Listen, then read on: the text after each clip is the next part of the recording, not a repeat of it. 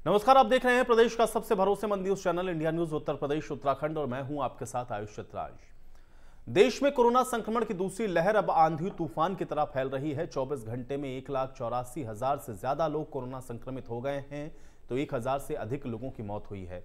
ये एक दिन में मिले मरीजों की अब तक की सर्वाधिक संख्या है। कुछ सप्ताह पहले जहां देश में एक्टिव केस की संख्या घटकर 1.5 लाख तक रह गई थी, लेकिन अब यह आंकड़ा 13 लाख को पार कर चुका है। उत्तर प्रदेश की भी अगर हम बात कर ले तो यहां भी कोरोना की स्थिति भयावह होती जा रही है। कोरोना ने यहां पर पुराने सभी रिकॉर्डों को ध्वस्त कर दिया है। राज्य में पिछले 24 घंटे के दौरान 20,510 नए मामले मिल गए हैं, जो कि एक दिन में सामने आई संक्रमितों की अब तक की सबसे बड़ी संख्या है। एक्टिव मरीजों की संख्या 95,000 से ज्यादा है। सीएम योगी, पूर्व सीएम अखिलेश यादव कोरोना संक्रमित हैं। अस्पतालों में बेड, ऑक्सीजन, वेंटिलेटर का संकट सामने आने लगा है। पूरे राज्य में रेमडेसिविर इंजेक्शन की कमी महसूस हो रही है। मुख्यमंत्री योगी आदित्यनाथ ने गुजरात के अहमदाबाद से रेमडेसिविर इंजेक्शन की 25,000 डोज मंगवाने को कहा है और अधिकारियों को तत्काल प्रभाव से इंजेक्शन की सप्लाई करवाने के आदेश दिए हैं। कोरोना के चलते सीबीएसई में 12वीं की परीक्षाओं को टाल दिया है, जबकि 10वीं की परीक्षाओं को रद्द कर दिया गया है। और इन सब के बीच में बीजेपी के सांसद कौशल किशोर ने यूपी में होने वाले पंचायत चुनाव को भी टालने की अपील कर दी है। उन्होंने कहा है कि चुनाव से ज्यादा जरूरी अब लोगों की जान को बचाना है, लेकिन बड़ा सवाल अभी भी यह है कि कोरोना के बढ़ते आंकड़ों को आखिर कैसे रोका जाए।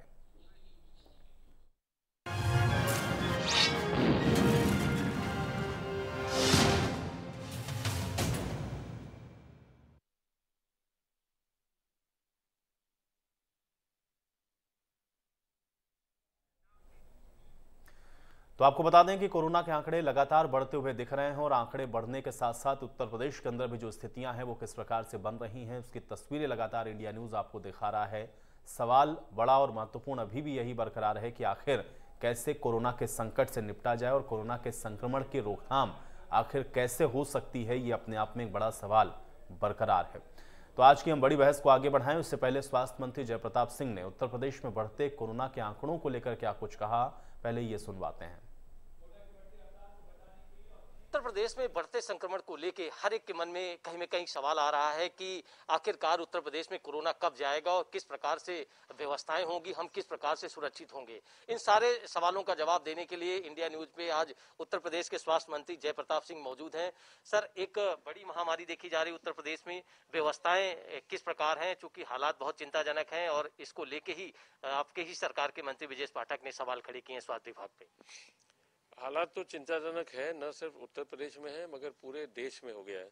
और जिस तरह से ये दूसरा लहर जो तेजी से संक्रमित कर रहा है सभी लोग को, तो इसकी चिंता हम सभी लोग को है। सरकार में बैठे हुए चाहे हम मंत्री किसी भी पद पर हो, हम सबको इसकी चिंता है और उसी के अनुरूप हम पूरी तेजी के साथ आदरणीय मुख्यमंत्री योगी आदित्यनाथ के मार्गदर्शन में, उनके निर्देशों पर हम बेड्स की व्यवस्था, उसके साथ जितने भी संसाधन है तेजी से हम उसको भी बढ़ाते जा रहे हैं। सर, बढ़ते संक्रमण पे हाईकोर्ट ने भी चिंता जताई है। इलाहाबाद बेंच ने कल आपसे विचार विमर्श करने को कहा है कि लॉकडाउन लगाया जाए। क्या मंथन चल रहा है? मुख्यमंत्री के साथ आप लगातार बैठक में रहते हैं, क्या सरकार सोच रही है लॉकडाउन विकल्प सही है? अभी तो इसका कोई चर्चा नहीं हुआ है, कल तक पर इस पर चर्चा नहीं हुआ। आज जो हाईकोर्ट ने अपना जो सुझाव दिया है उस पर मुख्यमंत्री के साथ जब अगला बैठक होगा तो इस पर विचार होगा। सर, व्यवस्थाएं सरमराई हुई हैं लगातार। आज इंडिया न्यूज ने सिविल अस्पताल पे भी जायजा लिया है, वहां पे कोविड टेस्टिंग के लिए लोग लाइन में लगे हैं, उनको टेस्टिंग नहीं हो रही है। आप क्या कहेंगे? व्यवस्था पे जोर दिया जा रहा है, मुख्यमंत्री हो या आप हो लगातार दौरे भी कर रहे हैं कानपुर, झांसी जैसे तमाम शहरों का, लेकिन आखिरकार जनता को एक सेटिस्फाई संदेश क्या देना चाहेंगे? क्या संतोषजनक हालात इतने बेकाबू हैं कि रोज लोग भय में कारण मौतें हो रही हैं? लखनऊ की स्थिति ये है कि मौतों के कारण वैकुंठ धाम या अन्य 100 ग्रहों पे लाइनें लगी हैं। ये प्रारंभिक अभी 4-5 दिन पहले या मुझे लगता है 6 दिन पहले इस तरह की स्थिति आई थी, जब वैकुंठ धाम पर काफी लाइन लग गई थी। उसमें कुछ प्रबंधन सही से नहीं हुआ था, नगर निगम को करना चाहिए था, उन्होंने किया नहीं, बाद में उसके निर्देशन दिए गए। अब उसमें कोई दिक्कत नहीं है। जहां तक बेड की व्यवस्था है, मैं इतने बताना चाहूंगा कि अभी बेड की शॉर्टेज हो रही थी तो उसको भी हमने पूरा कर दिया है। तो स्वास्थ्य मंत्री उत्तर प्रदेश जयप्रताप सिंह, उनको आप सुन रहे थे। साफ तौर पर उनकी तरफ से भी बताया गया कि कुछ कमियां हाँ जरूर थीं, लेकिन अब उसको धीरे धीरे पूरा किया जा रहा है और स्थितियां नियंत्रण में कैसे हो, उसको लेकर के राज्य सरकार लगातार अपनी व्यवस्थाओं में लगी हुई है और उसको सुनिश्चित करने के काम में तेजी के साथ आगे बढ़ रहे हैं। चाहे बेड की संख्या की बात हो या फिर ऑक्सीजन के सप्लाई की, इन सभी पर विशेष ध्यान है। और रेमडेसिविर इंजेक्शन को लेकर के भी जो जानकारी हमने आप तक पहले पहुंचाई कि किस तरीके से प्रदेश के अंदर जो रेमडेसिविर इंजेक्शन है उसकी जो कमी साफ तौर पर देखी जा रही थी, उसको लेकर के भी हम अहमदाबाद से मुख्यमंत्री की तरफ से उसकी 25,000 डोज को लाने के लिए तत्काल कहा गया है और अधिकारियों को उसको लेकर के निर्देशित कर दिया गया है। तो कुल मिलाकर के आंकड़े बढ़ते हुए हैं। उसके अलावा व्यवस्थाएं अपनी जगह पर हैं, लेकिन व्यवस्थाओं के अंदर बहुत सारी ऐसी दिक्कतें हैं जो कि अब सामने आ रही हैं, जो कि अस्पतालों के अंदर चाहे बेड की बात हो या कोविड सैंपल्स की जांच के लिए लंबी लगी हुई लाइनों की बात हो। ये तमाम ऐसे अहम सवाल हैं जो कि अभी भी बरकरार हैं और लोग लगातार चूंकि संक्रमण की चपेट में आ रहे हैं, इसलिए इस समय जो स्थितियां हैं वो किस तरह से गंभीर होती हुई दिख रही हैं, ये भी अपने आप में एक बहुत बड़ा चिंता का विषय बना हुआ है। और अब इस पर अंकुश कैसे लगता है, काबू इस पर कैसे पाया जाता है, ये सवाल अभी सबके जहन में है और लोगों से इसीलिए प्रशासन लगातार बार बार ये अपील कर रहा है कि कोविड के जो प्रोटोकॉल हैं, कोविड की जो गाइडलाइन है, उनकी पालना करें, क्योंकि आंकड़े बेहद तेजी के साथ पूरे देश के अंदर बढ़ रहे हैं। रिकॉर्ड टूट रहा है, यानी कि अपना पिछला रिकॉर्ड हर रोज टूट रहा है और आंकड़ा आज बेहद चौंका देने वाला है, क्योंकि 1,80,000 से ज़्यादा आंकड़े एक दिन में आना ये अब तक का सबसे बड़ा रिकॉर्ड है। और आए दिन आप देख रहे हैं कि इससे जो संख्या है पेशेंट्स की, मरने वालों की, वो भी बढ़ती हुई दिख रही है। तो कुल मिलाकर के जान है तो जहान है, लोगों को सबसे पहले प्राथमिकता के आधार पर उनकी जान की सुनिश्चितता कराना ये प्रशासन की भी जिम्मेदारी है और हम सब की सामूहिक जिम्मेदारी है कि कोविड की गाइडलाइन की पालना करें ताकि अपने आप को सुरक्षित रखें, अपने परिवार को सुरक्षित रखें, प्रदेश को और देश को भी सुरक्षित रखें। इसलिए बहुत ज़रूरी है कि प्रशासन जिन गाइडलाइन का जिक्र कर रहा है, जो गाइडलाइन प्रशासन के द्वारा दी जा रही हैं, उसकी पालना 100% सुनिश्चित हो और अपने आप से और अपने स्तर से इसको शुरू करना होगा, तभी इस कोरोना संक्रमण की बीमारी पर काबू पाया जा सकता है।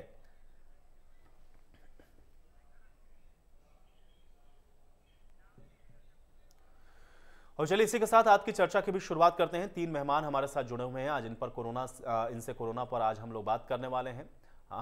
नूतन ठाकुर जी हमारे साथ जुड़े हुई हैं, सोशल वर्कर हैं। नूतन ठाकुर जी बहुत स्वागत है। इसके अलावा डॉक्टर ज्योति श्रीवास्तव जी हमारे साथ जुड़ी हुई हैं, प्रोफेसर हैं Hind institute of medical sciences की। डॉक्टर ज्योति श्रीवास्तव जी आपका भी बहुत स्वागत है। और डॉक्टर हरीश गुप्ता हमारे साथ जुड़े हुए हैं, मेंबर हैं नेशनल मेडिकल कमीशन के। डॉक्टर हरीश गुप्ता जी आपका भी बहुत स्वागत है। और डॉक्टर DS गुप्ता जी भी हमारे साथ जुड़ रहे हैं, MD फिजिशियन हैं। डॉक्टर DS गुप्ता जी आपका भी बहुत स्वागत है। सबसे पहले डॉक्टर हरीश गुप्ता जी, मैं आपसे ही आज इस चर्चा की शुरुआत करना चाह रहा हूं, क्योंकि स्थितियां देख रहे हैं, आप भी लगातार इसको देख रहे होंगे कि किस तरह से ये जो परिस्थितियां हैं वो इस समय बनती हुई दिख रही हैं। लेकिन जहन में सवाल हर एक शख्स के आज भी और इस वक्त भी है कि आखिर ये जो स्थितियां इस समय हैं, इससे निजात कैसे मिलेगी, कैसे इस पर अंकुश लगेगा, रोकथाम कैसे हो सकती है। मैं आपका पहला रिएक्शन इसके ऊपर चाहूंगा।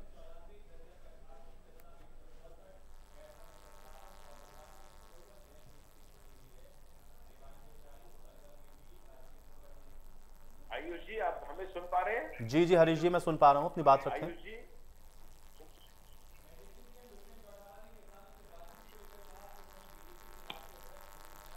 हरीश जी, आपको मेरी आवाज मिल रही है?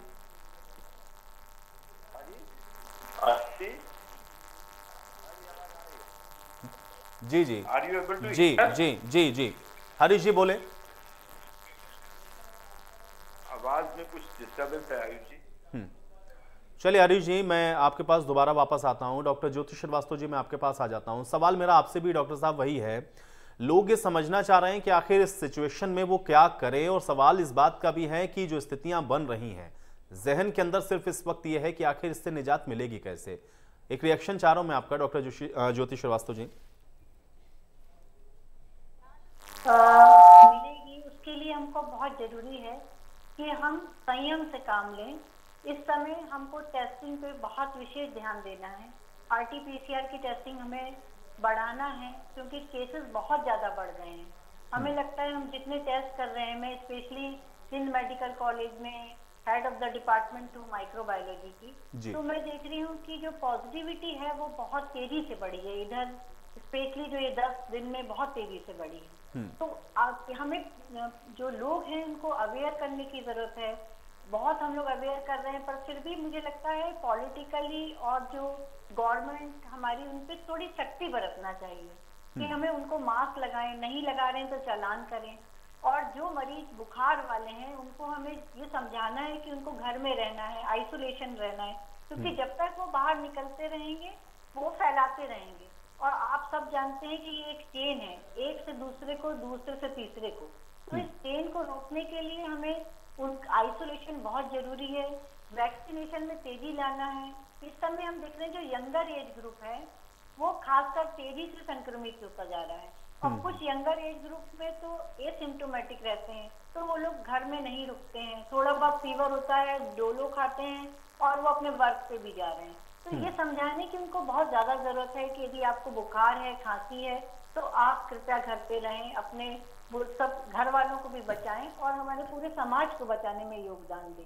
तो वैक्सीनेशन में हमें भी बहुत तेजी से यंग एज को भी अब हमें शामिल करना चाहिए, क्योंकि इस समय मैं देख रही हूँ इस लहर में छोटे बच्चे भी संक्रमित हो रहे हैं और यंग लोग भी संक्रमित हो रहे हैं। तो इसलिए हमको बहुत ज्यादा जरूरत है इन तीनों चीजों पे वर्क करने की, टेस्टिंग की रेट बढ़ाने के लिए, वैक्सीनेशन में तेजी लाने के लिए और आइसोलेशन पे खास ध्यान देने के लिए। डॉक्टर हरीश गुप्ता जी, एक रिएक्शन चाह रहा हूं मैं आपका। क्या समझा जाए इस समय मौजूदा स्थिति को देखते हुए, और जो सवाल लोगों के जहन में है कि निजात मिलेगी कैसे?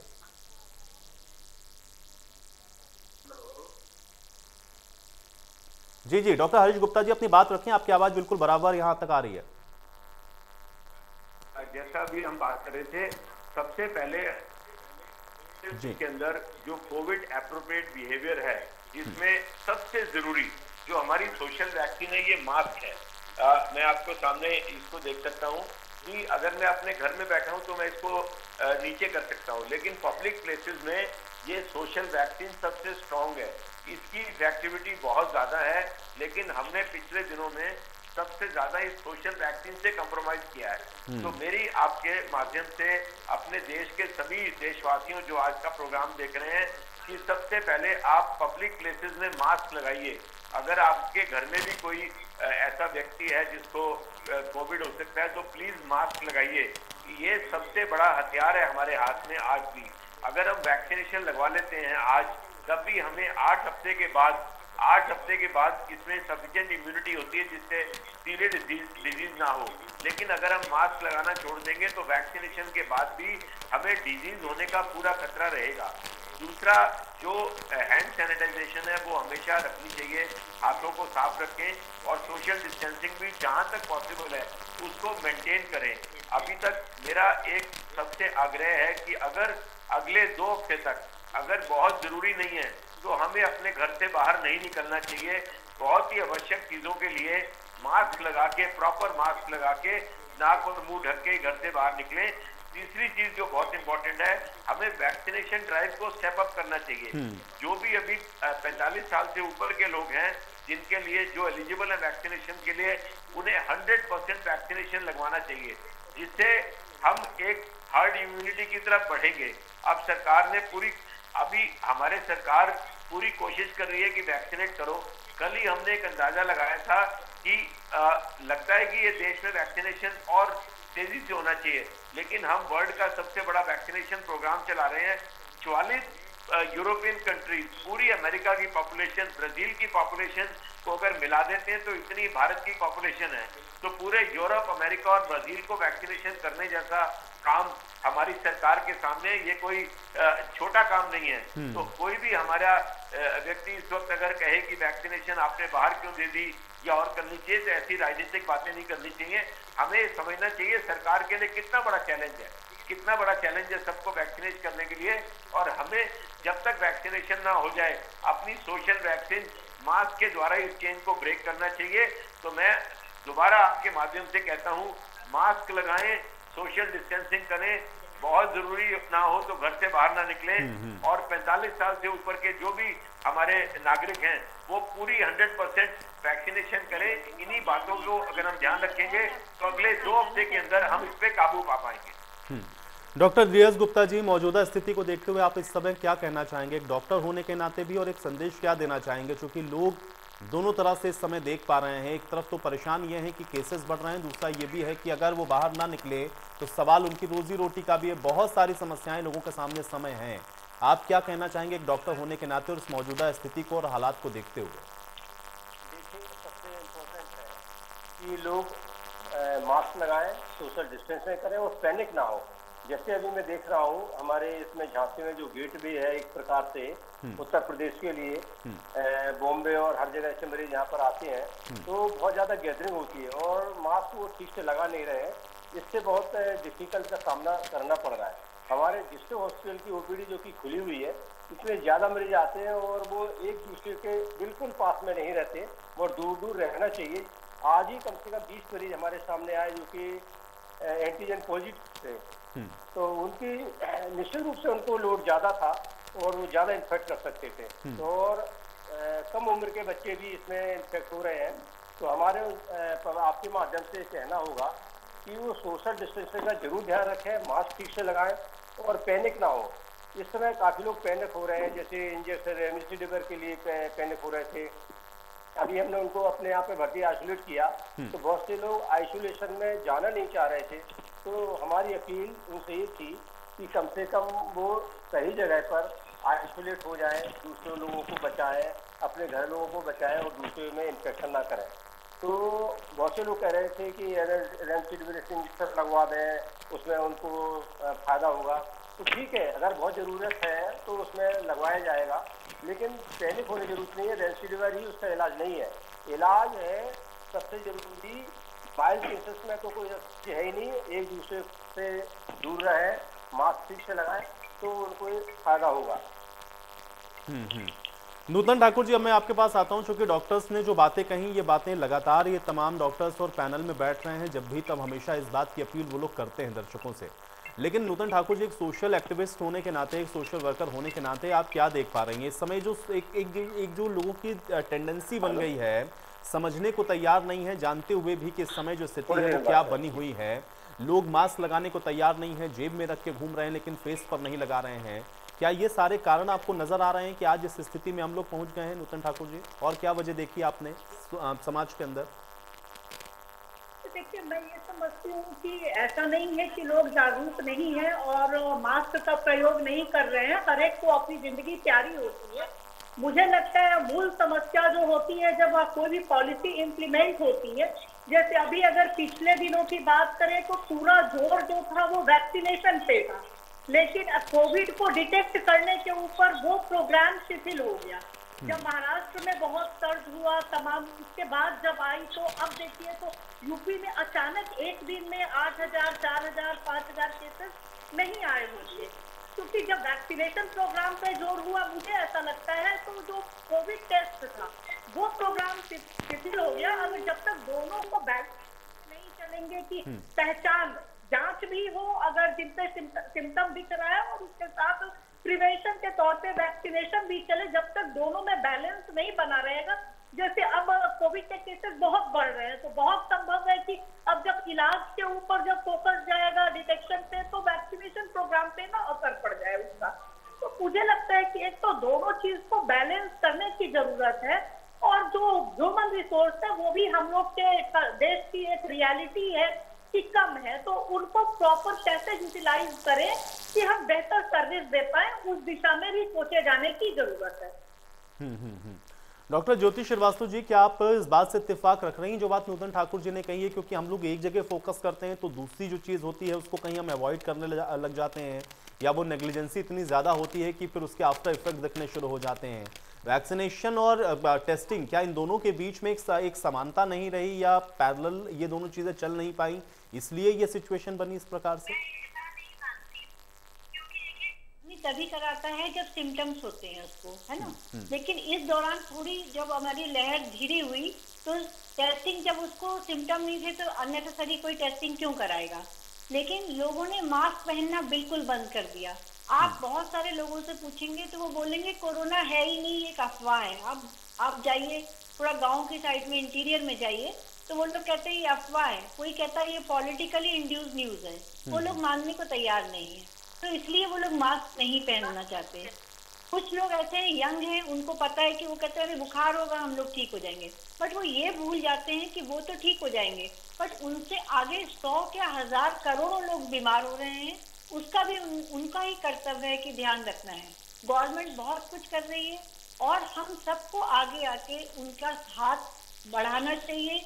केवल डॉक्टर अकेले इसमें कुछ नहीं कर सकते। हम रोज देखते हैं हमारे कितने सारे डॉक्टर भाई अपनी जान गंवा चुके हैं, गंवा रहे हैं, और वैक्सीनेशन पे जोर जरूर देना चाहिए। उनके लिए मैं आपके माध्यम से एक ये उन तक संदेश पहुंचाना चाहती हूँ आम जनता तक, कि जैसे बहुत सारे डॉक्टर हमारे हैं जिन्होंने सारी वैक्सीनेशन की दोनों डोज ले ली, फिर भी वो कोरोना संक्रमित हो रहे हैं। लेकिन अच्छी बात ये देखने में आई है कि सीरियसनेस उसकी नहीं है, वो लोग जल्दी ठीक हो जा रहे हैं। केवल कोई बहुत जारी मतलब कहना चाहिए कि लंग्स पे बहुत कम इफेक्ट आ रहा है।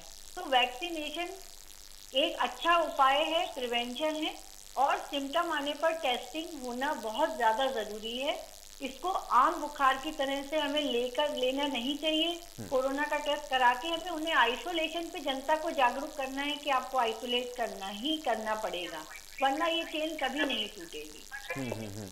लेकिन डॉक्टर ज्योति श्रीवास्तव जी, चूंकि कई लोगों से हम लोग बात कर रहे हैं और जो हम लोग ग्राउंड पर जा रहे हैं तो बहुत सारी स्थितियां इस प्रकार की दिख रही हैं, क्योंकि हर एक शख्स चाहता है कि अगर वो पॉजिटिव निकल आया है तो फिर उसको हॉस्पिटलाइज्ड ही हो जाना चाहिए, और इस वजह से भी हॉस्पिटल के अंदर बेड्स मिलना ये एक बहुत बड़ी समस्या हो रही है। इसको लेकर के आप क्या कहना चाहेंगे, क्योंकि लोग जो पॉजिटिव हैं वो ये चाहते हैं कि बस वो हॉस्पिटल में एडमिट हो जाए। देखिए, इसके लिए तो एक बहुत छोटा सा एक इंस्ट्रूमेंट आता है, ऑक्सीमीटर, है ना, बहुत सस्ता आता है।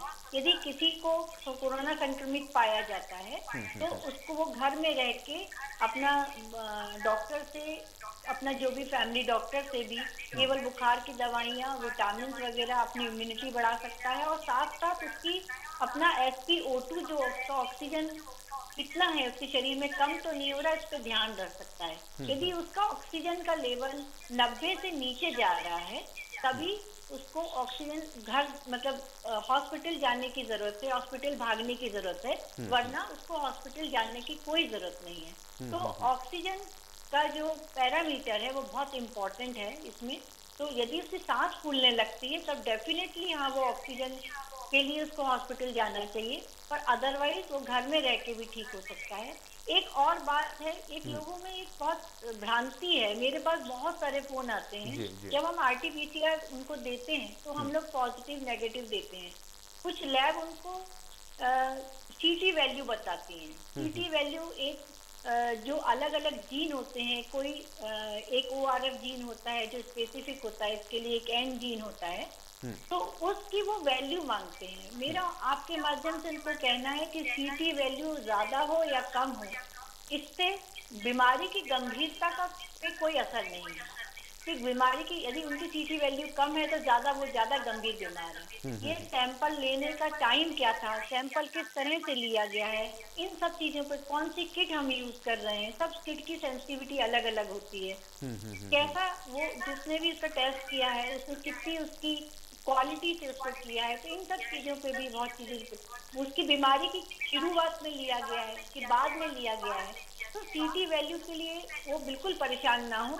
पॉजिटिव है ये एक बात जरूर चिंताजनक है, बट पॉजिटिव में भी यदि वो उनकी ऑक्सीजन सैचुरेशन बिल्कुल ठीक है तो उनको बिल्कुल घबराने की जरूरत नहीं है, घर में रहकर आइसोलेशन में रहना चाहिए। चलिए, ये आपने एक अच्छी बात बताई, मुझे लग रहा है इससे थोड़ा सा जो लोग हैं उनको ये जानकारी मिली होगी। डॉक्टर हरीश गुप्ता जी, वैक्सीनेशन को लेकर के इस समय जो स्थितियां हैं, और खासतौर से तब जब हम लोग ये देख रहे हो कि जी हरीश जी सुन पा रहे हैं, आपको आवाज मिल रही है? बिल्कुल, हाँ जी सुन पा रहे हैं हरीश जी आप? हरीश जी आपको आवाज मिल रही है? आवाज में एक बार दोबारा कोशिश। चलिए, मैं ठीक है, मैं कोई टेक्निकल इशू है, मैं आपकी ऑडियो फिर से सही करवाता हूँ। डॉक्टर DS गुप्ता जी, मैं आपके पास आ जाता हूँ। डॉक्टर DS गुप्ता जी, थोड़ा सा ये वैक्सीनेशन को लेकर के भी मैं समझना चाह रहा हूं, क्योंकि एक तरफ तो हम लोग देख रहे हैं कि वैक्सीनेशन को लेकर के फोकस हो रहा है, स्टेट गवर्नमेंट और सेंट्रल गवर्नमेंट की तरफ से सब लोग कह रहे हैं कि हाँ वैक्सीनेशन के ऊपर हमारा फोकस है, लेकिन बढ़ते हुए आंकड़ों के बीच में क्या ये एक बड़ा चैलेंज है कि वैक्सीनेशन को भी बराबर से करना, और जो लोग पॉजिटिव होकर आ रहे हैं उनको सही तरीके का ट्रीटमेंट मिल जाए, लोग इस सारी चीज़ों को लेकर के अवेयर रहें। क्या इस स्तर पर भी आप लोग बड़ी चुनौती को देख पा रहे हैं और बड़ी चैलेंजेस फेस कर रहे हैं आप लोग? देखिए, आपके माध्यम से कहना चाहूँगा कि वैक्सीनेशन बहुत इम्पोर्टेंट है, और जो अभी 45 ईयर के ऊपर लग रहा है, हमारा सुझाव ये है कि और कम उम्र के लोगों को भी लगाना चाहिए अगर ये पॉसिबल हो पाता है गवर्नमेंट के द्वारा तो। लेकिन वैक्सीनेशन का मतलब ये नहीं है कि मरीज को इन्फेक्शन नहीं होगा।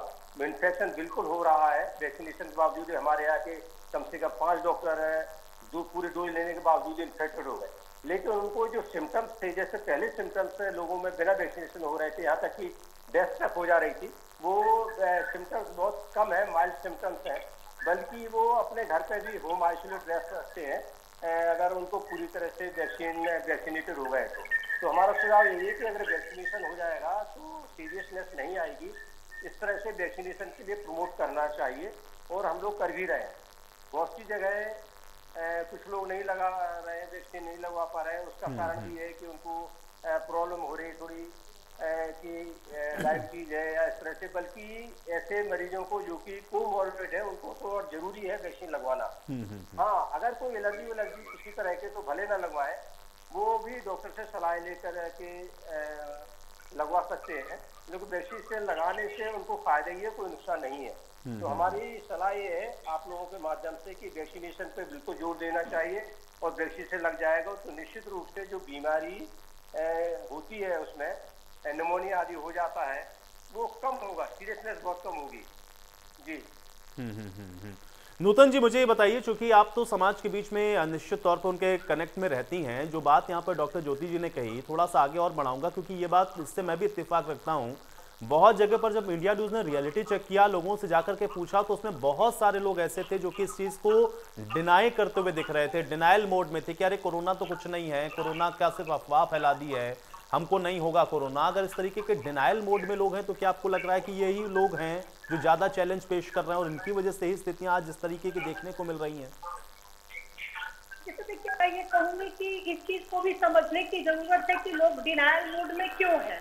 जैसे एक तरफ जब कोरोना की शुरुआत हुई और ये कहा जा रहा था कि फिर से वो सर्ज शुरू हुआ और कोरोना केसेस बढ़ रहे हैं, उसी दौरान देखिए तमाम स्टेट्स में इलेक्शन हो रहे थे। इलेक्शन के दौरान तमाम रैलियां हुई, इवन प्रधानमंत्री जी की हुई, बंगाल में मुख्यमंत्री थे उनकी हुई, हमारे यहाँ के भी मुख्यमंत्री इलेक्शन का प्रचार करने गए, और जो लोगों की भीड़ थी, तमाम फोटोज मैंने देखे जिसमें लोग मास्क नहीं लगाए हुए थे और हजारों की संख्या में लोग। अगर रैली, इलेक्शन जरूरी है, लेकिन अगर रैली उतनी, अगर कोरोना के केसेस भी बढ़ रहे हैं, कहा जा रहा है कि लोग घर से कम निकले और प्रिवेंटिव मेजर्स अपनाए, इवन अब तो रात का लॉकडाउन भी लग गया और उस दौरान भी कई जगह रैलियां कंटिन्यू कर रही थी। तो ये दिखाता कि हमारा जो पॉलिटिकल विल है, जब आप सारी चीजें कर रहे हैं, जहाँ इलेक्शन हो रही है, जैसे अभी यूपी में भी पंचायत चुनाव हो रहे हैं, तो जाहिर तौर पे लोग अपना कन्वर्सिंग कर रहे होंगे, मूवमेंट कर रहे हैं, तो वहाँ वो चीज नहीं आ रही होगी, तमाम लोगों से मिलजुल रहे हैं। जब एक तरफ सरकार जोर शोर से ये प्रचारित करती है कि आप सोशल डिस्टेंसिंग का पालन करें, जरूरत न हो घर से ना निकले, शॉप को रात को बंद कर दिए गए हैं, अभी की केसेस बहुत बढ़ रहे हैं, और वही इलेक्शन करा रहे हैं आप, उस पर रैलियां भी हो रही हैं और लोग आ भी रहे हैं, तो उस जगह कहीं तो व्यवस्था बहुत होकर दिखती। तो आम आदमी के मन में ये सवाल आता है कि बाकी एक पोर्शन के लिए कोरोना नहीं है, या वहां जाने पे कोरोना नहीं होता, और अगर रोजी रोटी लोग घर से ना निकले, अभी तो बीमारी का डर है, अगर आप सारे व्यापार बंद कर देंगे, ना जाए, बंद कर दे डर के मारे, तो उनका बीमारी से मौत होगी नहीं होगी वो एक चीज है, बच भी जा रहे हैं, लेकिन उनका जो लाइफ स्टाइल है या सस्टेन करना है, सर्वाइवल करना है, इकोनॉमी उनके घर की कैसे चलेगी। तो ये सारे तमाम सवाल हैं कि जब आप एक तरफ लोग देखते हैं कि तमाम खुलेआम धज्जियां उड़ रही हैं, जब रैलीज में ये नहीं कि सारे लोग मास्क पहन के जाते हैं और दूरी मेंटेन होती है, जब वोटिंग के दिन तो गोला लगा दिया जाता, दूरी की बात कही जाती, लेकिन उसके पहले जो प्रचार प्रसार का जो स्टेज होता है, वहाँ आप तमाम फोटोग्राफ्स देखिए, वो पूरी धज्जियां उड़ती हैं जो सरकार कहती है, और हमारे तमाम जो स्टेक होल्डर्स हैं जो इम्प्लीमेंट कराने की बात करें, उनके सामने ये चीजें होती हैं। तो आम जनता के मन में स्वाभाविक है कि ये चीज आएगी कि जब हमारी रोजी रोटी का सवाल है, हम घर से ना निकले, हमारी रोजी रोटी बंद हो जाती और बाकी चीजें चल रही हैं, तो वहाँ मैं कहूँगी कि वो भरोसा जो सरकार कहती है कि बहुत बढ़ गया और मास्क लगा के चलिए, तो वो कहीं ना कहीं कम होता है, शायद ये वजह है कि कई बार लोग ये कहते हैं कि ऐसा नहीं है या ये अफवाह उड़ाई जा रही है, ये स्थिति नहीं है। डॉक्टर हरीश गुप्ता जी, क्या डिनाइल मोड में जाने की वजह इस तरीके से ये जो लापरवाही है इसको आप मान रहे हैं? आखिर कहीं तो कुछ कमी हुई है, या फिर इसको आप मेडिकली कुछ करेक्ट कर सकते हैं कि नहीं ये पीक तो आना ही था, लेकिन लोगों ने चूंकि अपनी सावधानी नहीं बरती, इस वजह से ये जो केसेस हैं वो हाइक हो रहे हैं? असल वजह क्या है? देखिए, मेरा बहुत साइंटिफिक तरीके से भी ये मानना है कि ये जो भी पीक आ रही है, हमने बाहर के देशों में देखा कि वहाँ पीक आई और जब लोगों ने कोविड एप्रोप्रिएट बिहेवियर नहीं करा, हमारे पिछले 3 महीनों में हमारे देश में लोगों ने ये मानना बंद कर दिया कि देश में कोविड अभी भी है। जैसा अभी मेरे से पूर्व भी डॉक्टर ज्योति ने कहा कि बहुत सारे इंटीरियर में ये लोगों को समझाना मुश्किल हो जाता है कि अभी कोविड है और कोविड को जाने में वक्त लगेगा, आप मास्क पहनिए, आप सोशल गैदरिंग्स को अवॉइड कीजिए, आप हैंड सैनिटाइजेशन रखिए। इसके अंदर हमने इतनी बड़ी चूक करी है कि देश को उसके लिए बहुत बड़ा खामियाजा भुगतना पड़ रहा है। हर आदमी सफर कर रहा है, कोई अस्पताल में लाइनों में लगा हुआ है और किसकी रोजी रोटी पे आ गई है। लेकिन हमें फ्यूचरिस्टिक आगे सोचना चाहिए कि अब इस महामारी पे कैसे काबू करें। मैंने जैसे अभी कहा, जिन भी लोगों को सिम्टम्स हैं वो पहले सिम्टम पे ही, अगर उनको बदन दर्द है और खासकर बुखार है, उनको जल्दी से जल्दी डॉक्टर से सलाह लेनी चाहिए और अर्ली ट्रीटमेंट, इसके एज ए डॉक्टर मैं कह सकता हूँ, early diagnosis and early treatment से इसकी मॉर्बिडिटी यानी उसको होने वाली तकलीफ और उससे होने वाला जो आगे कैजुअलिटीज होती है वो बहुत कम हो सकती हैं। तो सबसे पहले डॉक्टर से अपना टेस्ट कराएं, डॉक्टर से सलाह करें और जो भी उनके कांटेक्ट में हैं उनके भी टेस्ट कराएं और उन्हें भी आइसोलेट करें। और ये बिल्कुल, लेकिन डॉक्टर हरीश गुप्ता जी, इसमें एक सवाल मैं और जोड़ना चाह रहा हूँ। डॉक्टर हरीश गुप्ता जी, एक सवाल मैं और जोड़ना चाह रहा हूँ, अगर आपको मेरी आवाज मिल रही हो प्रॉपर। डॉक्टर हरीश गुप्ता जी, चूंकि अभी आपने जिक्र स्ट्रेन का किया और आपने बताया कि पीक आया, इससे पहले भी लोगों ने देखा, क्योंकि हम लोग बाहर की कंट्रीज से भी इन सारी चीजों को कंपेयर कर रहे हैं। जो स्ट्रेन आ रहे थे पहले साउथ अफ्रीका का, उसके बाद यूके का स्ट्रेन, क्या अभी भी कुछ और स्ट्रेन आने की संभावना है? कुछ मेडिकल स्टडीज इसको लेकर के हैं? अगर हैं तो उसको लेकर के तैयारियां क्या हैं? मैं ये थोड़ा सा जानना चाह रहा हूं। अभी ऐसा है कि किसी भी स्ट्रेन को बहुत अधिक म्यूटेशन होनी पड़ती हैं जब हम उसको एक जी, आप मेरी आवाज सुन पा रहे हैं? जी जी हरीश जी, सुन पा रहा हूं मैं। किसी भी अभी हमारे देश के अंदर एक यूके वेरिएंट है, एक साउथ अफ्रीकन वेरिएंट है और एक ब्राजील का वेरिएंट कहीं कहीं है। किसी भी वेरिएंट को किसी भी जो इसमें म्यूटेशंस को वेरिएंट बनने के लिए मल्टीपल म्यूटेशंस होनी पड़ती हैं, तब हम उसको एक वेरिएंट मानते हैं। तो अभी हमारे देश में जो वेरिएंट हैं वो 3 ही है और चाहे वेरिएंट कोई भी है, ज्यादातर स्टडीज में ये पता लग रहा है कि हमारे देश में जो उपलब्ध अभी 2 वैक्सीन है वो उनके लिए कारागार है। तो मैं अभी भी आपको कहूँगा, हमारे जो कैरी होम मैसेज है वो बिल्कुल क्लियर है। अगर आपको सिम्टम्स हैं तो आप फटाफट टेस्ट कराइए, अगर आप पॉजिटिव हैं तो घर में इलाज कराइए, अपने कॉन्टैक्ट को ट्रेस कीजिए। और जो एक बात मैं आपके माध्यम से देशवासियों को कहना चाहता हूँ, 80% लोग घर पे रह के ठीक हो सकते हैं, क्योंकि ये डिजीज उनके अंदर माइल्ड टू मॉडरेट होती है। सिर्फ 15% लोगों को हॉस्पिटल की जरूरत है और 5% लोगों को आईसीयू की जरूरत है। तो हमें जल्दी से जल्दी इलाज कराना चाहिए, कॉन्ट्रैक्ट ट्रेसिंग करनी चाहिए और अपने निकट के डॉक्टर से बेशक हम वीडियो कॉन्फ्रेंस पे, बेशक टेलीफोन पे हम सलाह लेते रहें, जिससे हम होम आइसोलेशन के अंदर ठीक हो सकें और चेन ब्रेक करने के लिए जल्दी से जल्दी वैक्सीनेशन कराएं। अगर हम इन चीजों को अभी भी पालन करेंगे, मुझे पूरी उम्मीद है कि अगले 1 महीने के अंदर देश दोबारा से इतनी बड़ी महामारी पे फिर से विजय पा पाएगा। डॉक्टर ज्योति श्रीवास्तव जी, चूंकि स्ट्रेन का भी यहाँ पर जिक्र हुआ तो थोड़ा सा इसको मैं और आगे समझना चाह रहा हूँ। मुझे बताइए, चूंकि हम लोगों ने यूके स्ट्रेन के बारे में भी सुन लिया, हम लोगों ने साउथ अफ्रीका के स्ट्रेन के बारे में भी सुन लिया और अन्य स्ट्रेन के बारे में भी हम लोग चर्चा करते रहते हैं, लेकिन क्या इंडिया के अंदर म्यूटेट हो रहा है तो हमने कभी यहाँ की कोई स्टडी पर काम किया है या इस पर कोई फोकस हुआ है कि ऐसा तो नहीं कि हमारे यहाँ भी कोई ऐसा स्ट्रेन हो जो कि डेवलप हो गया हो और उसके बारे में कोई हम जांच पड़ताल ना कर पा रहे हो और वो ज्यादा इफेक्ट कर रहा हो, प्रभावित कर रहा हो? डॉक्टर ज्योति श्रीवास्तव जी, इस विषय में अगर आप कुछ बता पाएं।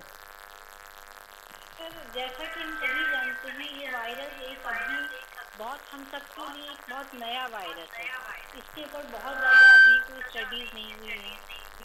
इसका स्ट्रक्चर बस हम लोगों ने अभी जो पुराना स्ट्रेन जो चाइना से आया था और जो अभी एक स्ट्रेन आया है, ये वायरस की प्रवृत्ति होती है कि वो थोड़ा थोड़ा अपने आप में अपनी जो उसकी रचना होती है, जो मॉर्फोलॉजी होती है, उसमें थोड़ा थोड़ा चेंज, म्यूटेशन, जिसको म्यूटेशन बोलते हैं, म्यूटेशन करता रहता है। बट यदि हम देखा जाए तो उसका जो पूरा स्ट्रक्चर। चलिए डॉक्टर ज्योति श्रीवास्तव जी, मैं आपको रोक रहा हूँ, आपकी ऑडियो मुझ तक नहीं पहुंच रही है। Doctor D S Gupta ji, मैं आपके पास आ जाता हूँ। Doctor D S Gupta ji, मुझे बताइए, चूंकि वैक्सीनेशन को लेकर के आपने बताया कि इस पर फोकस है और फोकस होना भी चाहिए, लेकिन वजह क्या है अचानक से ये जो पीक हम लोग देख रहे हैं कि एक तरफ हम लोगों ने देखा कि जो केसेस थे बहुत कम हो गए और अब अचानक से जो जिस तरीके से म्यूटेट हो रहा है या जिस तरीके से इस समय हम कह सकते हैं कि स्थितियां बिगड़ती हुई दिख रही हैं, क्या सिर्फ और सिर्फ यही एक रीजन है कि लोग लापरवाह हो गए थे या कुछ और भी चीजें इसके पीछे काम कर रही हैं जिसको आइडेंटिफाई नहीं कर पाया गया या उसके लिए कोई प्रॉपर प्लानिंग नहीं थी, इसलिए इस सिचुएशन में पहुंचे?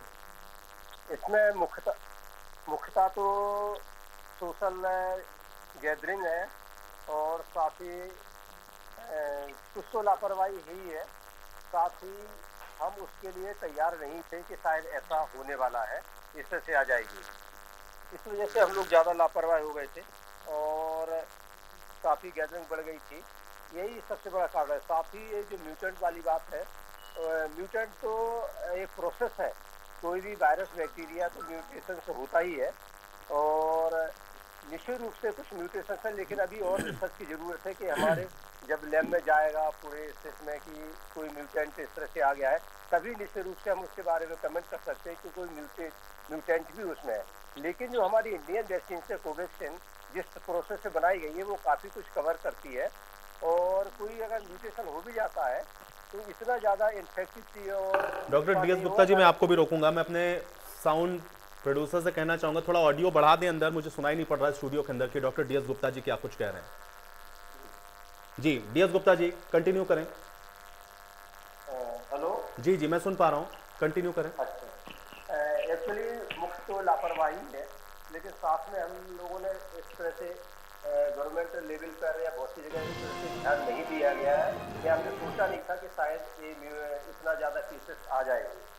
तो सोशल गैदरिंग के साथ साथ मास्क की वाली बात भी है और निश्चित रूप से जब इतना कम हो गया था तो होली और कई त्यौहार आए जिसमें हम लोगों ने, हमारे पब्लिक ने या तो लोगों ने ध्यान नहीं दिया, इस वजह से इसका इस बीमारी के लक्षण बढ़े और आज ये स्थिति हो गई कि बहुत ज़्यादा विस्फोट की तरह हो गया।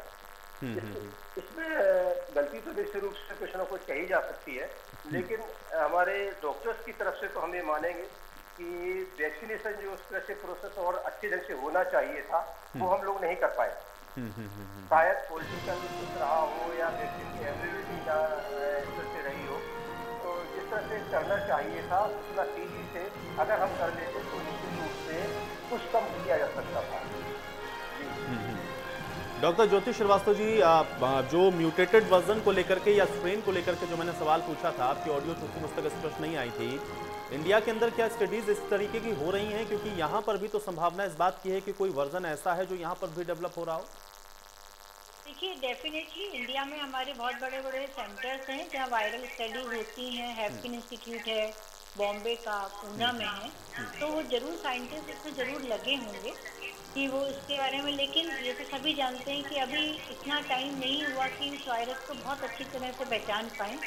और तो अभी इसके बारे में मैं बहुत आपको पक्की तौर से नहीं बता पाऊंगी, पुख्ता तौर से इसकी जानकारी नहीं दे पाऊंगी, लेकिन हाँ साइंटिस्ट अपना काम कर रहे हैं। इसकी रिडेलिंग स्पेक्टर में क्या चेंज आया है इस पर भी वो काम कर रहे हैं और जल्द ही शायद ये भी हमें पता लगेगा कि जो हमारे यहाँ म्यूटेशन, कोई इंडियन म्यूटेशन तो नहीं हुआ, ये भी जरूर पता लगेगा। लेकिन डॉक्टर ज्योति श्रीवास्तव जी, मुझे बताइए, चूंकि जो बाहर की जो स्टडीज हैं या फिर बाहर जिस तरीके से हम लोग देख रहे हैं कि वहां पर कब पीक आया, कब किस तरीके से सिचुएशन बनी, क्या उन सारी चीजों से हम लोगों ने कुछ सीखा है? चूंकि एक साल तो ऑलमोस्ट हो गया है, एक साल से ज्यादा हो गया है इस कोविड के टाइम पीरियड के अंदर हम लोगों को रहते हुए या उन सारी स्थितियों को देखते हुए, क्या वो जो चीजें हैं वो एग्जीक्यूशन वाले पार्ट पर आकर के कहीं कुछ उसमें लैक्स होते हैं या कुछ दिक्कत होती हैं, इसलिए ये सिचुएशन आज हम लोग इस स्तर पर देख पा रहे हैं? या असल दिक्कत हो कहाँ रही है? क्योंकि सिर्फ ये कहना कि लोगों ने मास्क नहीं लगाया या अवेयर नहीं थे, इस वजह से इतनी बड़ी सिचुएशन क्रिएट हो गई, क्या इसको जायज इस तरीके से माना जा सकता है? असल स्थिति क्या है? क्या सीख रहे हैं हम लोग बाहर से भी और एक साल के दौरान क्या सीखा हम लोगों ने? देखिए, ये सवाल आपने बहुत अच्छा पूछा। और आप जानते हैं इंडिया एक डेवलपिंग कंट्री है अभी, और यदि हम लिटरेसी रेट देखें तो और जो डेवलप्ड कंट्री हैं, हम यूएसए की बात करें, यूके की बात करें, तो वो लोग ज़्यादा एजुकेटेड हैं, है ना। लेकिन फिर भी देखिए वहाँ बहुत पीक आया, बहुत सेकंड वेव सब जगह आई, कहीं कहीं थर्ड वेव भी आई। तो ये जो वायरस है ये बहुत खतरनाक टाइप का वायरस है। तो यदि हम सोचते हैं, सोचा जैसे हम लोगों ने, शायद सभी ने सोचा, क्योंकि एक ह्यूमन नेचर होता है, वो एक टाइम तक ही बंद के रह सकता है, फिर सबको लगता है अब सब ठीक होने लगा। तो होली आई, बहुत सारे त्योहार आए, तो लोग मूव करने लग गए, और धीरे धीरे लोगों को ये विश्वास हो गया कि अब कोरोना चला गया। तो लोगों ने सोशल डिस्टेंसिंग के साथ साथ मास्क और जो सैनिटाइजेशन हम लोग कर रहे थे, हाथ धो रहे थे बार बार, वो भी काफी कम कर दिया था। मैं जनरल पब्लिक क्या, मैं अपने आसपास की ही बात करूंगी, घर में भी मैं अपना देखा कि जितना हम पहले एहतियात बरत रहे थे, हम लोगों ने कुछ कम कर दिया था वो सब एहतियात बरतना। और जो मूवमेंट हुआ होली के समय में, तो जहाँ भी जो इन्फेक्शन था वो स्प्रेड हुआ, बहुत तेजी से स्प्रेड हुआ। और बॉम्बे वाला स्ट्रेन है जो बहुत ज्यादा घातक है, वो भी हमने देखा कि बहुत उसी तरह की पिक्चर अब और स्टेट में भी आने लगी है। जो मतलब पहले यूपी का यदि आपको याद होगा, तो हमारे यूपी में जो पिछली बार भी जब इन्फेक्शन हुआ था तो इतना सीवियर नहीं था, लेकिन और इतनी तेजी से नहीं फैला था। लेकिन इस बार की जो वेव है वो वास्तव में बहुत घातक है, बहुत तेज है। तो हम इसको चाहे अपनी ये कहें कि हम लोगों ने एहतियात नहीं बरती, लेकिन ये इस वायरस का नेचर ही ऐसा है कि जो वायरस है ये बहुत खतरनाक है। ये हम सबको समझना चाहिए। ये तभी ये जाएगा जब हम अपने आप पे बहुत संयम रखेंगे। मुझे लगता है, हो सकता है 2 साल लगे या 3 साल लगे, लेकिन हमको बराबर अपने ये जो डिस्टेंसिंग, मास्क, हैंड सैनिटाइजेशन, इस प्रक्रिया को कंटिन्यूएशन में अपनी जिंदगी में उतारना ही पड़ेगा। इसके अलावा हमारे पास और कोई रास्ता नहीं है। और साथ साथ वैक्सीनेशन का जो प्रोटोकॉल है, जो प्रोसीजर चल रही है गवर्नमेंट को, उसको बहुत तेजी से बढ़ाना पड़ेगा। और जो यदि कोई बीमार होता है तो टेस्टिंग हमको तेजी से करनी पड़ेगी। आपके माध्यम से मैं ये कहना चाहूंगी, मैं जानती हूँ जैसे नूतन जी कह रही हैं कि जो बेचारे जो लोग भूखे हैं, जो कमा नहीं पा रहे हैं, उनके लिए दोनों चीजें बराबर है, इससे मरे या उससे मरे। लेकिन यदि उससे मरे तो शायद हम थोड़े दिन जिंदा रह सकते हैं, थोड़े दिन भूखे रह सकते हैं, लेकिन यदि हम कोरोना से मरे तो हमारे पास ज्यादा टाइम नहीं है। तो यदि हम लॉकडाउन से हम थोड़ी चेन को ब्रेक करेंगे, थोड़ा ये संक्रमण फैलने की जो दर है यदि वो थोड़े काबू में आएगी, तो जो हमारी हेल्थ सिस्टम है, अभी आप सब जगह देख रहे हैं बिल्कुल कोलैप्सिंग स्टेट में आती जा रही है, ऑक्सीजन की बहुत कमी होती जा रही है। हम लोग रात दिन 2-2, 3-3 बजे तक सैंपल प्रोसेस कर रहे हैं, पर टेस्टिंग पूरी नहीं कर पा रहे हैं। कहीं 48 घंटे में रिपोर्ट आ रही है, कहीं 72 घंटे में आ रही है, कहीं और ज्यादा आ रही है, एम्बुलेंस नहीं मिल पा रही है। तो जब चेन टूटेगी, इसकी इन्फेक्शन की दर कम होगी, तब हम इन चीजों को थोड़ा बेटर संभाल पाएंगे। हेल्थ से जितने भी हेल्थ सेक्टर हैं वो अपने आप को इस चीज के लिए तैयार कर पाएंगे कि सब चीजों को का इंतजाम करें, बेटर थोड़ी अपना पॉलिसी बेटर कर लें, और साथ साथ वैक्सीनेशन भी हम लोग करते चले जाएंगे, तो डेफिनेटली हम कोरोना पे विजय पा सकते हैं। ये बड़ी बात आपने ज्योति जी कही है, मुझे लग रहा है कि शायद इससे थोड़ी सी स्पष्टता आई होगी। नूतन ठाकुर जी, देखिए ये बात आपकी बिल्कुल सही है, तो कि दोनों चीजों को बैलेंस तो करना पड़ेगा। हमको ये भी देखना पड़ेगा कि रोजी रोटी का भी संकट ना हो, और ये भी देखना पड़ेगा कि उसी रोजी रोटी के संकट वाले की जान भी बचानी है। लेकिन जरूरी यह है कि अगर हेल्थ इंफ्रास्ट्रक्चर कोलैप्स होने लग जाए और लोगों को फिर अगर जो ट्रीटमेंट मिलना चाहिए वो ना मिल पाए, तो क्या आपको नहीं लगता कि मौजूदा दौर के अंदर कम से कम सख्ती की तो जरूरत है, जो जानते हुए भी समझने को नहीं तैयार हैं या जो डिनायल मोड में किसी भी वजह से चले गए हैं, उनको ये बताना तो आखिर पड़ेगा कि ये घातक हो सकता है उनकी अपनी ही जान के ऊपर। नूतन ठाकुर जी। बिल्कुल, मैं आपकी बात से सहमत हूँ कि बैलेंसिंग तो होनी चाहिए, लेकिन जो बात मैंने पहले कही, पैनल के लोगों ने भी माना इस चीज को, कि जब तक पॉलिटिकल विल नहीं होगा और जो भी इम्प्लीमेंटेशन होगा, अगर सोशल डिस्टेंसिंग होगी, आप लॉकडाउन कर दीजिए, 15 दिन चेंज टूट जाएगी। लेकिन इसके बाद जैसे जब कोरोना हमारे यहाँ शुरू हुआ, पिछले साल की बात करिए, तो रोज पेपर में एक वो प्रोटोकॉल था कि कितने कोविड के केसेस हुए, डेथ कितनी हुई, कितने रिकवर हुए, वो आते थे, डेटा आता था। धीरे धीरे कुछ समय बाद जब ये आया कि अब चलो चीजें नॉर्मल लानी है, तो वो पेपर में आना ही बंद हो गया, जो साफ दिखाता मतलब टेस्टिंग नहीं हो रही होंगी, तभी वो चीजें नहीं आई। कि लोग भूलने लगे कि कोविड भी कोई है। ऐसे पहले रोज उसके आंकड़े आते थे। जब तो पब्लिक को तो जो दिखाया जाएगा वो वही देखेगी। जब पब्लिक देख रही है सारी चीजें नॉर्मल चल रही है, स्कूल खुल रहे हैं, फंक्शन हो रहे हैं, कई जगह पॉलिटिकल रैलियां भी हो रही है, सारे काम जब चलने शुरू हो गए तो पब्लिक उसको मानेगी। जैसा आप दिखाइएगा वो वही देखेगी। अब है जब अब आ रहे हैं कि इतने केसेस बढ़ गए, और जो मैं कहूंगी कि एक जो उस समय आया था स्लोगन की आपदा में अवसर, तो अब जो अवसर तलाशा जा रहा है वो दिखने को मिल रहा है कि स्मशान पे लकड़ी तक नहीं मिल रही है और ब्लैक मार्केटिंग हो रही है, उसकी दवाइयां नहीं मिल रही, ऑक्सीजन नहीं मिल रही है, उसके साइड इफेक्ट होंगे। तो जब तक कि वो डिसिप्लिन हमारे ऊपर से नहीं आएगा कि जब कंट्रोल हो भी जाए उसके बाद भी हमको कितने पीरियड तक इसको उस हिसाब से लेके चलना है। और जैसे होता है पिछली बार भी हुआ, कॉमन मैन के ऊपर बहुत कार्रवाइयां हुई, लेकिन उस दौरान भी तमाम पॉलिटिकल लीडर्स थे वो वैसे ही बिहेव करते थे, वो हर जगह जा रहे थे, आ रहे थे, और उनका कहना होता था हम तो पब्लिक इंटरेस्ट में पब्लिक के लिए जा रहे हैं। तो वो अगर लॉजिक दीजिएगा तो हर पब्लिक को लगता है कि हम भी अपना काम करने जा रहे हैं। तो जब तक आपको इम्प्लीमेंट ऊपर से नहीं करिएगा और सीधे नीचे के लोगों को डंडे से अगर हाँकने की कोशिश करिएगा कि अब आया आपदा, अब मुकदमा दर्ज हो जाएगा, 4 लाठी पड़ेगी, तो वो सिस्टम डर के मारे 10 दिन, 15 दिन, महीना दिन को चलेगा, उसके बाद तो टूटने लगता है। जब तक वो हमारे इम्प्लीमेंट करने वाली ऑथोरिटीज है वहां उनका बिहेवियर वो नहीं दिखेगा, तब तक मुझे लगता है ये समस्या बनी रहेगी। डॉक्टर हरीश गुप्ता जी, क्या यह समस्या इसी तरह से बनी रहेगी? क्योंकि ये बात बिल्कुल नूतन जी की सही है कि आप प्रशासनिक व्यवस्था के दम पर कुछ टाइम तक के लिए लोगों को बाउंड कर सकते हैं, लेकिन लोग स्वतः अपने घर के अंदर रहने लग जाएं, दूरी बनाने लग जाएं, इसके लिए लोगों को अवेयर करना होगा। और जो बैठे हुए ऊपर लोग हैं उनको ये मैसेज कन्वे करना होगा, अपने स्तर से दिखाना होगा कि वो खुद भी वैसा कर रहे हैं। क्या वहां पर बड़ी दिक्कतें हैं, इस वजह से भी ये स्थितियां इस तरह से बनी? बिल्कुल सहमत हूँ। आज आपको मेरी आवाज आ रही है? जी जी जी जी। देखिए, इसको हमें दोनों स्तर पर लेना होगा। प्रशासनिक स्तर पर हमारा बिल्कुल ये हम जो मास्क लगाने की बात है, है इसको लेना होगा। अब वो लोगों की ढिलाई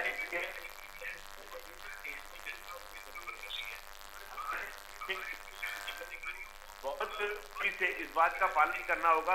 मार्केट के अंदर भीड़ भाड़ ना हो, मार्केट में जो भी लोग हैं, अगर हम देख रहे हैं कि जान भी हो और जहान भी हो, उनकी रोजी रोटी भी चलती रहे, तो वो कम से कम मास्क पहन के निकले, सोशल डिस्टेंसिंग का पालन करें। और ये चीज हमें कड़ाई से एडमिनिस्ट्रेशन पालन करेगा। उसके साथ साथ हमें हर एक देशवासी के मन में इसको एक जन आंदोलन की तरह लेना पड़ेगा कि जब तक अगर हमने पोलियो पे विजय पाई तो हमने देखा छोटे छोटे बच्चों को लेकर माँ बाप पोलियो केंद्र की तरफ गए और उन्होंने पोलियो की वैक्सीनेशन लगवाई, तभी तो आज देश पोलियो से फ्री है। अगर हमारे देशवासी ये ठान लें कि हमें आज कोरोना पे विजय पानी है और हम अपना मास्क लगाएंगे, सैनिटाइजर को यूज करेंगे, जो बीमार होगा उसको मदद करके ट्रीटमेंट सेंटर तक ले जाएंगे, होम आइसोलेशन वाले लोगों की मदद करेंगे। मैंने पिछले कोविड टाइम के अंदर देखा जो हमारे देश का जज्बा है ऐसा पूरे विश्व में नहीं मिला था। लोगों ने, जिन लोगों के पास खाना नहीं था, लाखों लोगों को घर जाके खाना दिया, उनको दवाइयां दी, उनको पल्स ऑक्सीमीटर लिया। मैं आपके माध्यम से आज देशवासियों को अपील करना चाहता हूं कि आज एक जन आंदोलन होना चाहिए कि हमें अपने देश को, हमें अपने लोगों की जान को भी सुरक्षित करना है और उनके जहान को भी सुरक्षित करना है, उनकी रोजी रोटी चलती रहे। तो इस तरह की मुहिम तभी आएगी जब हम हर व्यक्ति जो आज तकलीफ में है उसकी मदद के लिए सामने आए और पूरा देश इसे जन आंदोलन की तरह ले। और मुझे लगता है अगर हमने कड़ाई से दवाई का भी पालन किया और साथ में बाकी भी मेजर्स लिए, वैक्सीनेशन भी करवाई, और इसको एक आम आदमी, हर एक आदमी ये सोचे मेरा ये राष्ट्रीय धर्म है। आपको एक छोटी सी बात मैं कहना चाहूंगा। आज से 3 महीने पहले जब अमेरिका में बहुत बड़ा विकराल रूप से कोरोना फैला हुआ था, जो बाइडेन जो नए प्रेसिडेंट आए अमेरिका के, ऑनरेबल प्रेसिडेंट ने आते ही पहले दिन शपथ दिलवाई सबको कि मास्क पहनना मेरा राष्ट्रीय धर्म है, मेरा राष्ट्र धर्म है। और मैं अगले 100 दिन तक हमारे हर एक अमेरिकन आदमी से मेरी अपील है कि वो मास्क पहने। आज आप देख रहे हैं अमेरिका की वो हालत नहीं है जो आज से 3 महीने पहले थी। मैं अपने देशवासियों से भी आज ये अपील करूंगा कि वो शपथ लें कि अगले आने वाले 2-3 महीने तक हम मास्क पहनेंगे, पूरा एक दूसरे से डिस्टेंस बना के रखेंगे, हैंड सैनिटाइजेशन कराएंगे, अपना कोरोना की वैक्सीनेशन कराएंगे और जो भी सिम्टोमेटिक लोग हैं उनका इलाज कराएंगे और पूरी मदद करेंगे। अगर ये 130 करोड़ का देश आज ये ठान ले कि हमें कोरोना पे विजय पानी है, तो दुनिया की कोई ताकत हमें अगले 2-3 महीनों में कोरोना पे विजय पाने से नहीं रोक सकती। ये मैं आपके माध्यम से पूरे देशवासियों से आज एक आह्वान करना चाहता हूँ। डॉक्टर ज्योति श्रीवास्तव जी, इस नए स्ट्रेन के अंदर चूंकि हम लोग देख रहे हैं कि केसेस बहुत तेजी के साथ बढ़े हैं, तो क्या कुछ नए चैलेंजेस भी हैं? या ये नए चैलेंजेस सिर्फ नए स्ट्रेन की वजह से हैं या कोई और वजह भी है इसके पीछे? नए जो चैलेंजेस जो हम लोग फेस कर रहे हैं, एक तो स्ट्रेन तो खैर है, लेकिन जो रैपिडिटी है, जो इसका जो संक्रमण की जो दर है जिसको आप कहते हैं, तो वो बहुत तेज है पिछले बार के कंपैरिजन में। यदि पिछले बार में यदि किसी के घर में यदि एक व्यक्ति को कोरोना होता था तो बाकी के लोग फिर भी बच जाते थे उनको आइसोलेशन में रखने से। लेकिन इस बार मैं देख रही हूँ कि यदि घर में एक बार कोरोना आ गया तो घर के सारे लोग संक्रमित हो रहे हैं। तो रेट ऑफ इन्फेक्टिविटी बहुत ज्यादा है। और मे बी जैसे कि ये है कि इस समय सभी चीजें पूरी तरह खुली हुई हैं, कहीं चुनाव है, जो भी रीजन है वो नुपुर जी जैसे नूतन जी ने कहा, तो उसके कारण ये बहुत तेजी से फैला है। मूवमेंट होली के समय जो बहुत तेजी से हुआ उसके कारण बहुत तेजी से फैला है। तो ये सारी चीजों का एक तरह से हर चीज की उसको एक कोरोना को फैलने में मदद मिली। हर सारी छोटी छोटी चीजों ने उसको तेजी से बढ़ा दिया। और दूसरा शायद ये वायरस का एक नेचर है कि ये नीचे जाता है, एक हम यदि इसको साइंटिफिक भाषा में बोले तो वो दोबारा एक लहर अपनी इसकी आनी ही आनी है।